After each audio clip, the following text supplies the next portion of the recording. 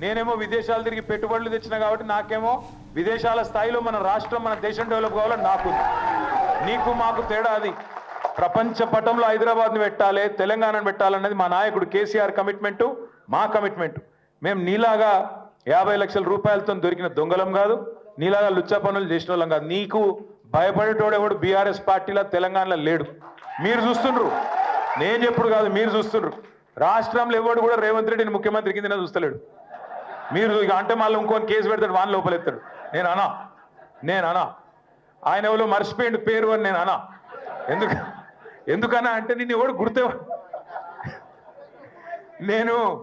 నేనేమంటున్నా, నిన్ను ఎవడు గుర్తుపడతలేడు. నేనేం చెప్తాను దానికి? సంవత్సరం తర్వాత కూడా నేను ఎవడు దేకపోతే నేనేం చేయాలి దానికి?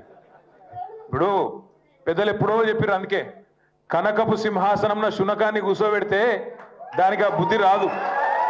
అందుకే భయపడ